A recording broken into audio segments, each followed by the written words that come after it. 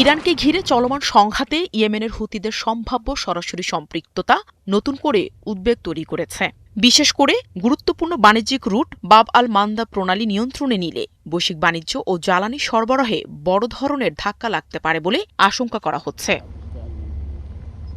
Iran সমর্থিত হুতি গোষ্ঠী কি শুধুই দূর থেকে ইসরায়েলের দিকে ক্ষেপণাস্ত্র ও ড্রোন হামলা চালাবে, নাকি তারা আরও বড় পদক্ষেপ নিয়ে লোহিত সাগরের প্রবেশদ্বার কার্যত বন্ধ করে দেবে?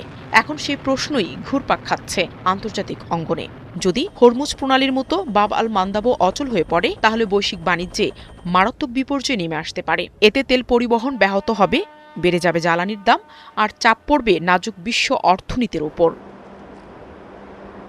২০১৪ সাল থেকে ইয়েমেনের বড় অংশ নিয়ন্ত্রণে রাখা হুতিরা একটি শক্তিশালী গোষ্ঠী। একাধিক বড় সামরিক ক্ষয়ক্ষতির পরও তারা টিকে আছে। এমনকি ২০২৫ সালে ইসরায়েলের এক হামলায় শীর্ষ নেতৃত্বের কয়েকজন নিহত হলেও গোষ্ঠীটির সর্বোচ্চ নেতা এখনও ধরাছোঁয়ার বাইরে। জাতিসংঘের তথ্য মতে হুতিদের অনেক অস্ত্রই ইরান থেকে সরবরাহ করা হয়েছে, তবে এখন পর্যন্ত তারা সরাসরি ইরানের হয়ে যুদ্ধে নামেনি। ২০২৫ সালের মে মাসে ওমানের মধ্যস্থতায় যুক্তরাষ্ট্রের সঙ্গে একটি যুদ্ধবিরতি চুক্তি হয়, যার ফলে বাব আল মান্দাব দিয়ে মার্কিন জাহাজে হামলা বন্ধ হয়। তবে এই যুদ্ধবিরতি ইসরায়েলের ক্ষেত্রে প্রযোজ্য নয় বলে স্পষ্ট করে হুথিরা। বিশ্লেষকরা বলছেন, হুথিরা কৌশলগতভাবে সতর্ক অবস্থানে রয়েছে। একদিকে তারা ইরানের আঞ্চলিক কৌশলের অংশ, অন্যদিকে সৌদি আরবের কাছ থেকেও আর্থিক সুবিধার বিষয়টিও রয়েছে।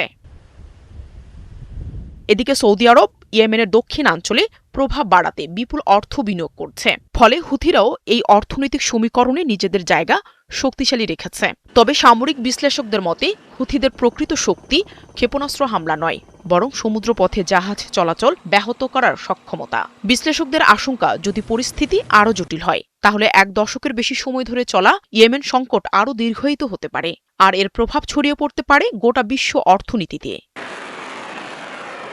নাহিদা রিন্থি, ৭১।